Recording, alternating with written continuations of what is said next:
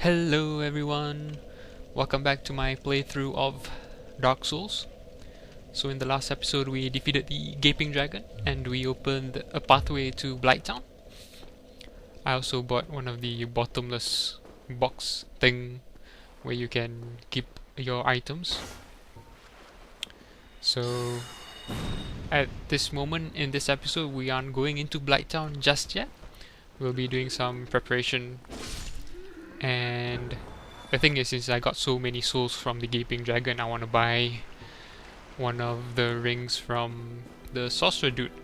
I'm gonna have to start using their names. This guy's name is Griggs, so I want to buy a ring from him. Well, you certainly are keeping at it. Myself, I'm fine. Let's get started straight away. So yeah, so I'm just gonna be skipping to the area in the Firelink Shrine in this episode, and I want this bellowing dragon crest ring because it boosts sorcery damage, which will be beneficial. So it costs 20,000 souls. We got 25,000 from the Gaping Dragon, which was a sweet amount, and now we can buy this ring. I'm also, well, I was looking at the other ring here as well, which boosts your duration of spell effects, but what I'm using at the moment doesn't really need boosting. So I'll leave that for another time. And since I have some souls left over, I decide to see what else I can buy. What other spells might be useful. I don't really know what spells are useful, but I end up buying the magic shield because I'm using shield a lot, and I also buy oral decoy, which was actually kind of pointless when you see me use it. I mean, I don't know. You'll see in the next episode, I think, how pointless it can be unless I'm using it wrong. So anyway, that's all I bought from him. I wish to do what I can. I am aware of my shortcomings, but I cannot very well. Oh, do not worry. I will only leave after I have taught you all the sorceries that I know. I shall count myself lucky if I manage to locate Logan, or even return here in one piece. Okay, good. At least you won't leave. That'll do. And so we skip up here and we talk back with this guy. His name is Petrus. Your Highness, where have you gone? I am entirely to blame for this. Oh, woe is me. I am unworthy, deathly so. Okay, that sounds weird. The chick he's talking about, the milady he's referring to, her name is Rhea. Yeah, I'm and this dude is Laurentius. I have my pyromancy of the Great Swamp, so I can use the magic with a bit of care. Oh yeah, by the way, I can share my spells with you. Sweet. I think you have a knack for it. All you need are the materials. I'll be pleased to help you. Unless you find the magic's unsavory. Yeah, I wasn't actually paying attention to what he was saying, so I answered yes when I should have answered no. Oh really? Oh, that's a shame. But it's your choice. I'm on the fringe. Yeah. I only wish to... So we have to talk to him again. Oh, hello there. I'm pleased... Oh, and I'll be pleased to assist... Yeah, wonderful. I'm sure that, they'll be of some use. Here, first take this. A flame from the Great Swamp. Now you're a fully fledged pyromancer. Why, let's get started right now. Yeah, it's just too weird because everything else usually in the game when you're on CS leads to, furthering the conversation. But we had to answer no in the first instance. But when we talk with him again, we answer yes to be able to use fire spells. So you can modify your pyromancy. Is the way you upgrade your spell power. Fire. Produce flame, then channel it, just as our ancestors did. The pyromancer must be in tune with nature herself. My home, the Great Swamp, is an abundant store of nature. You will understand one day. It only takes time. And let's see what items he has. I was a bit surprised to see that the fire orb only has 6 uses. And you also see he also has a fireball which only has 8 uses. Which doesn't seem like that many. He also has combustion which has 16 uses, much better, but I didn't really know how good combustion was. It sounded similar to Aegonite in Demon Souls, which wasn't all that good, so I didn't bother with it. There's also Iron Flesh, which is a pretty good spell for anyone to have. But I don't purchase it because, again, I didn't really think it was... I didn't really know the effects properly. Also has something to deal with fire attacks. And here we have the fireballs, which only have 8 uses. And like I was saying earlier, pyromancy, you can upgrade it by upgrading your flame, like upgrading a weapon, instead of investing stats into your abilities. You don't need intelligence or... Ooh. So some random snoring we can hear. But it's nothing really. Anyway, as I was saying earlier, with pyromancy, you don't need to put any stats into your intelligence or your faith or your attunement. Well, attunement, yes, but no other specific stat. So it's pretty decent for anyone to learn pyromancy. So there I was actually just trying to look for the source of the snoring, but I didn't find anything. So we come back here. Don't you ever think to forge your weapon? Yes, I have. You'd better find a smith box soon, unless you enjoy swinging about. So this is the first time I've come down here, I believe. And we meet the guy we saved in the undead parish. Lautrec is his name. Ah, hello there. I have your reward. Please, accept it. Alright. I am grateful to you for freeing me. Not enough for you? Well, let's not be greedy now.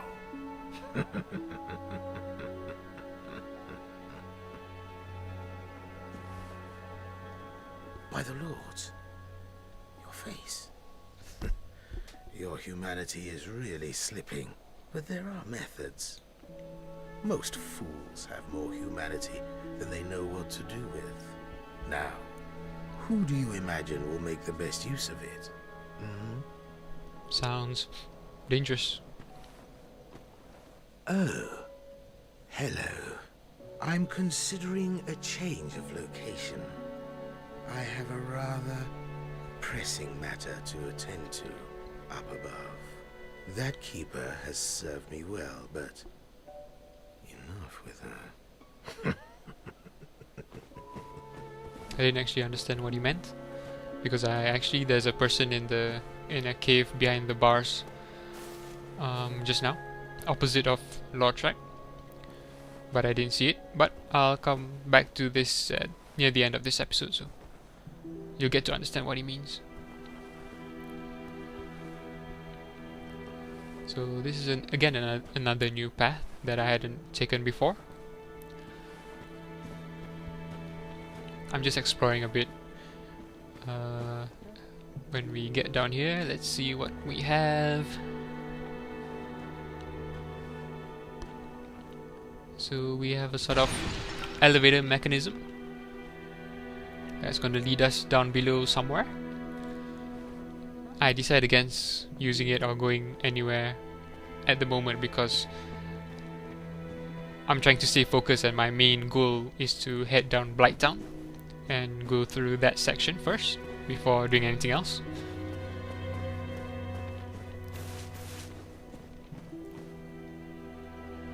It'll be good. It's kind of good to have focus because you can go anywhere, and you know, if you do go somewhere that's where you're not strong enough, you might just have a lot of trouble. So here what I do is probably nothing too important. I think I might attune some magic. Is what I plan to do.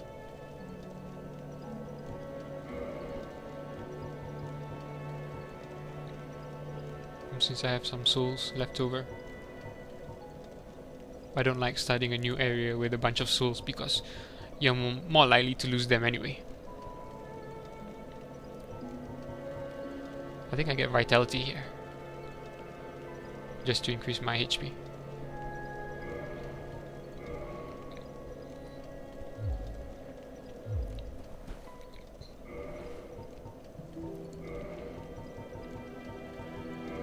Oh yeah, and we equipped the ring that we just bought. I only have 2 rings anyway, so check out some of the items that we found along the way. So yeah, the spider shield is pretty decent, and it also has poison resistance, or it increases poison resistance,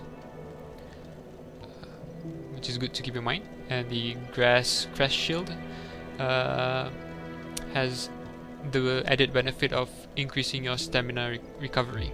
I don't use either because I think I don't have enough strength to. I don't have enough strength to wield any of them, so that's just a quick showing of that. And here I'm just fast forwarding because I just mess around a bit, not really doing much, really trying to think of what else I can do before going down to Blighttown. And I decide to come down this way and see if I can take on these guys better than before. I should be a bit stronger than before anyway.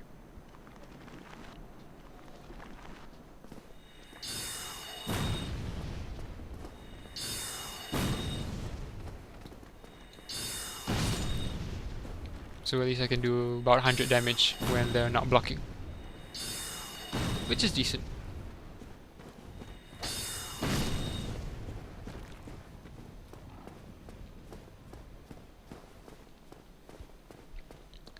If you remember back in the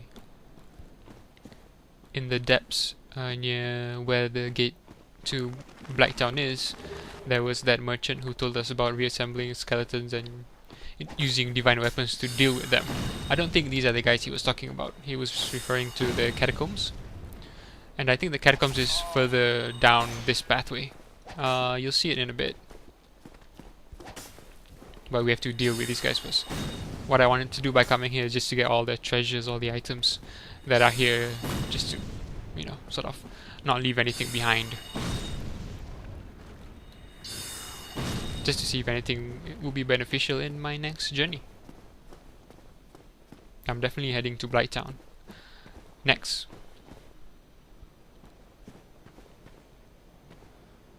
So there are more items down there.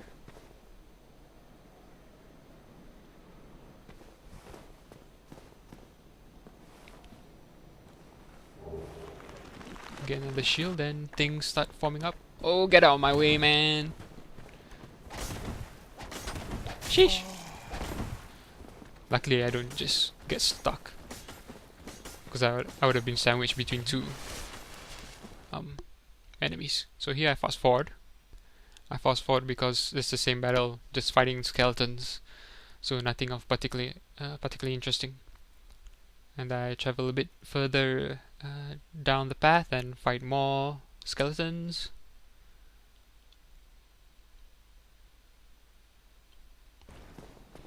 And we see what else is down this way. So this, I think this should be the first time I'm traveling down this section.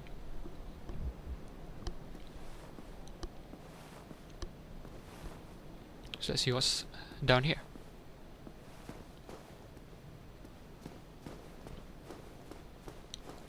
So we have a cave.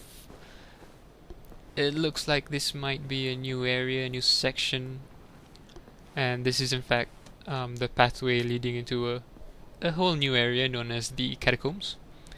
As you can see, it's underground, it's kind of dark, and this is actually the area that the merchant was talking about.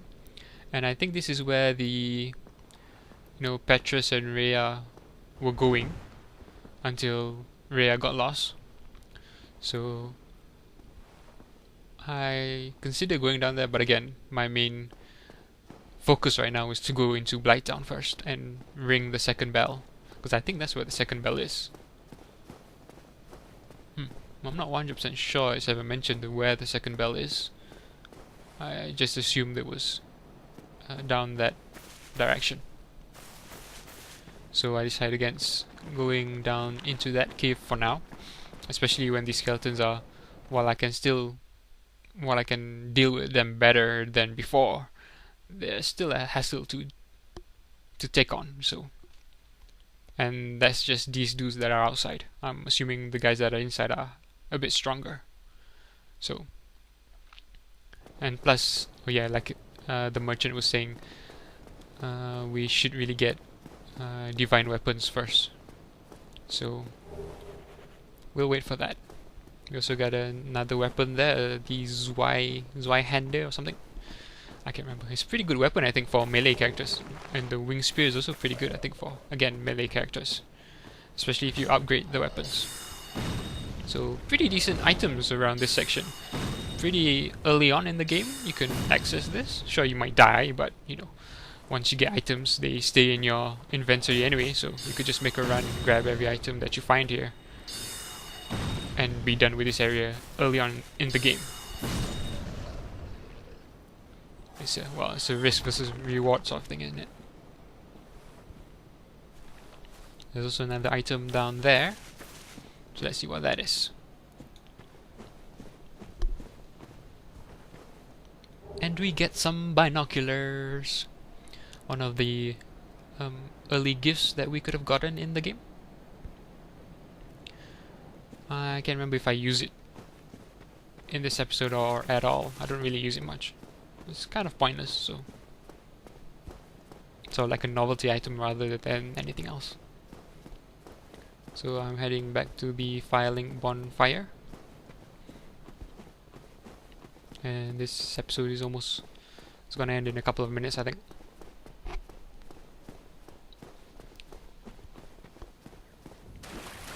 Again, we heard that snoring around this area, but there was nothing to see here.